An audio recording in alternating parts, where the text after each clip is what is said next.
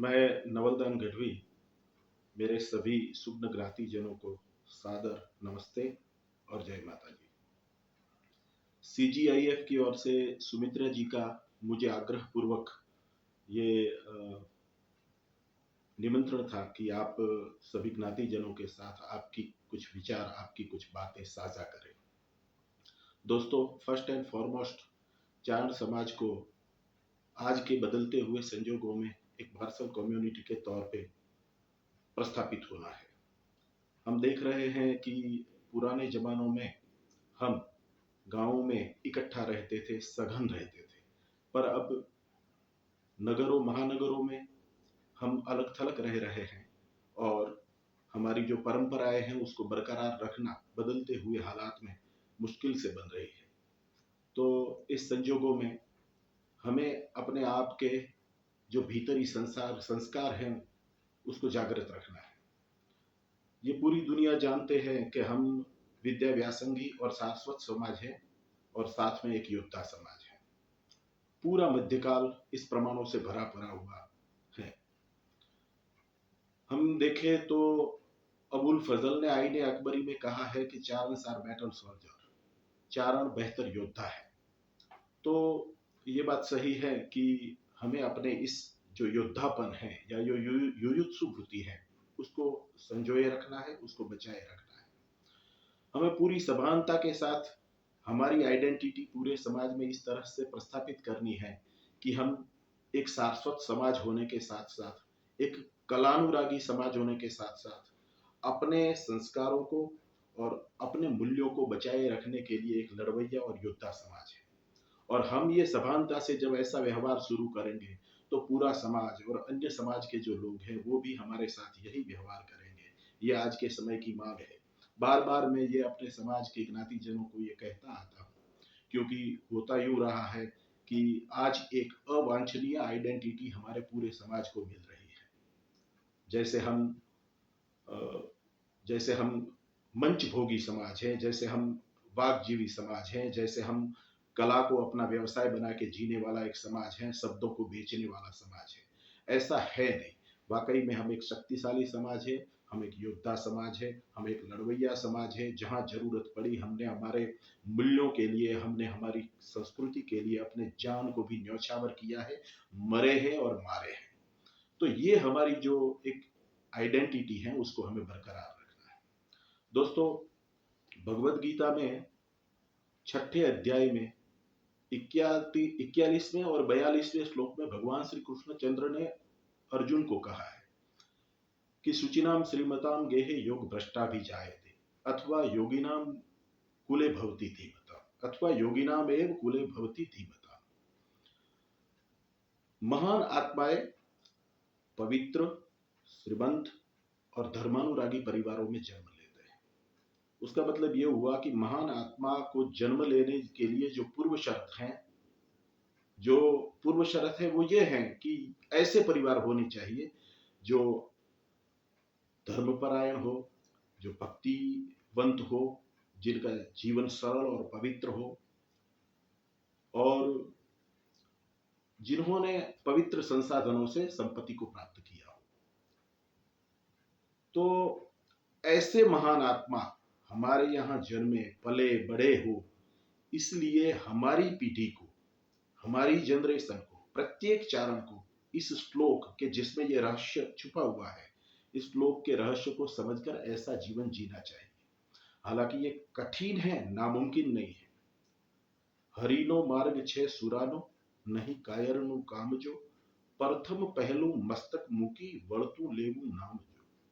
सुत वित दारा शीस समर पे, ते पामे रस पीवा जो, सिद्धू मध्य मोती लेवा, माही पड़ा मर जीवा जो।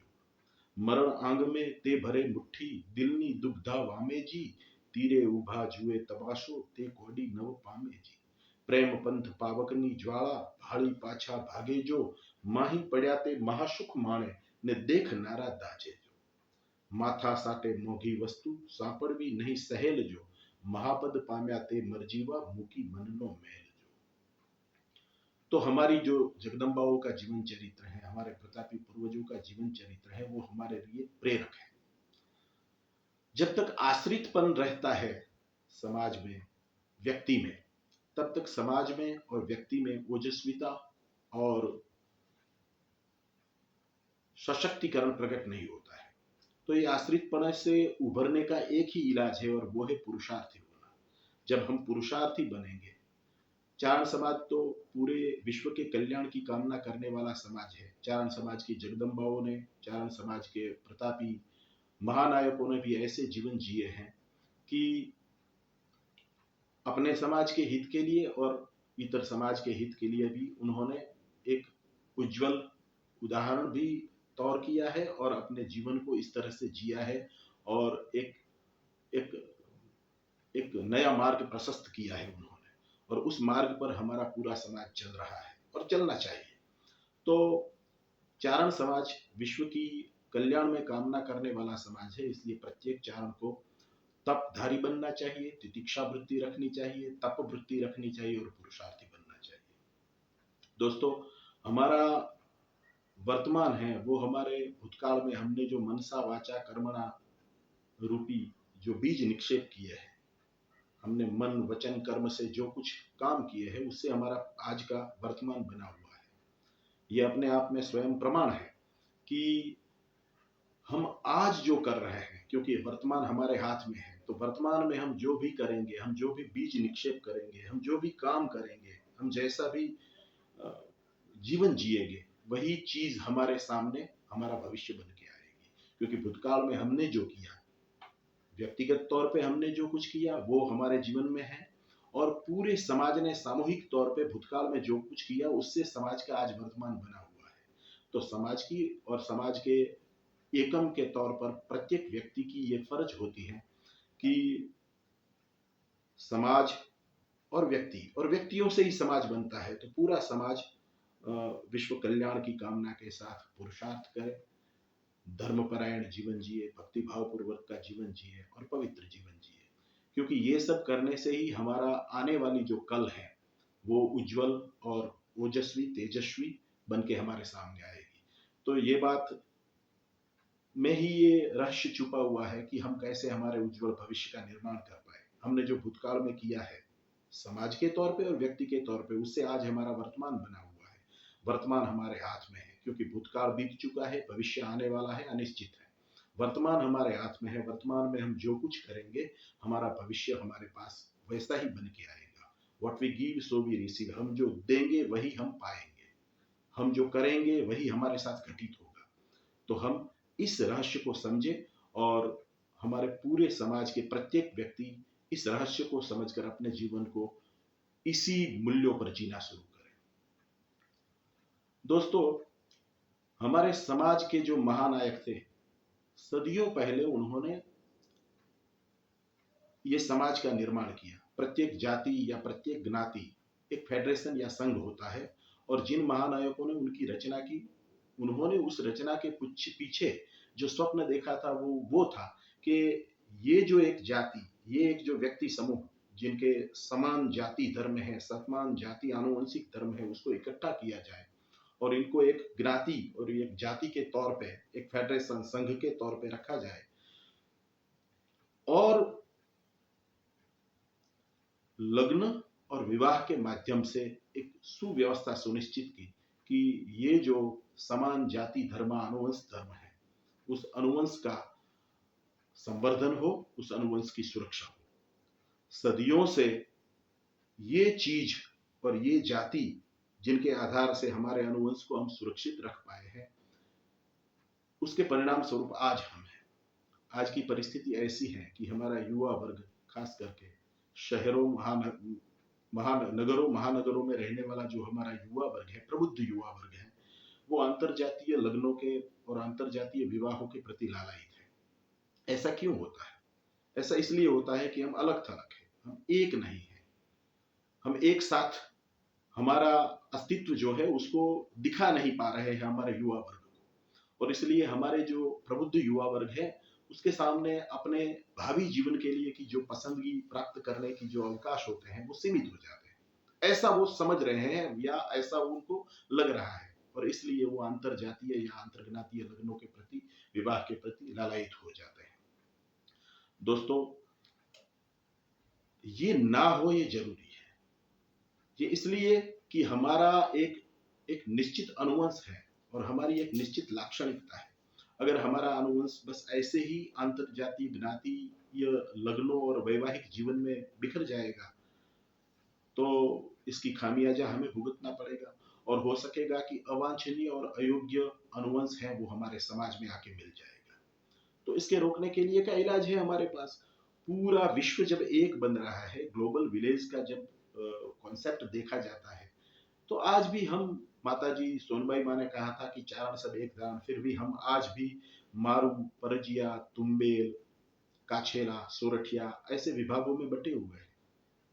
ऐसे विभागों में हम बट चुके हैं। हमारी जो युवा पीढ़ी है उनको ये नहीं लग रहा है कि हम सब एक हैं।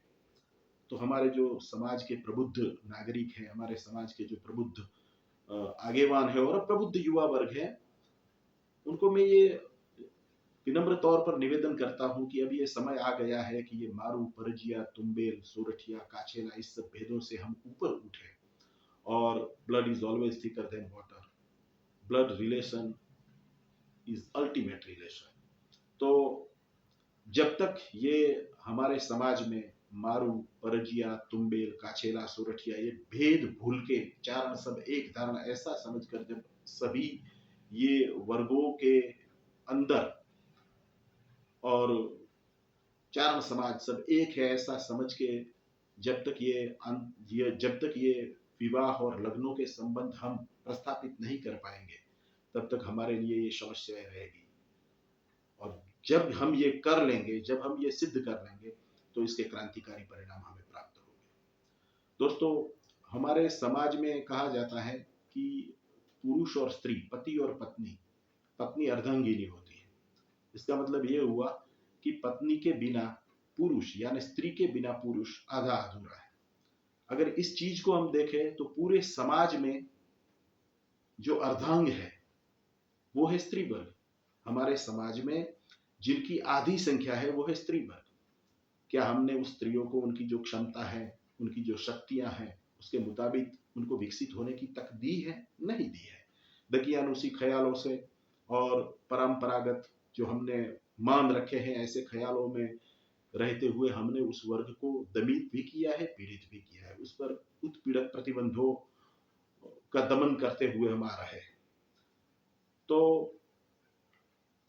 अब देख लिया जाए कि समाज एक कंपनी है, एक संगठन है, एक ऑर्गेनाइजेशन है। अगर समाज एक कंपनी ऑर्गेनाइजेशन है तो समाज का प्रत्येक व्यक्ति उसका शेयर होल्डर हुआ और ऐसा हम सोच के चले तो 50% शेयर होल्डर्स हमारे समाज के स्त्री वर्ग हुआ।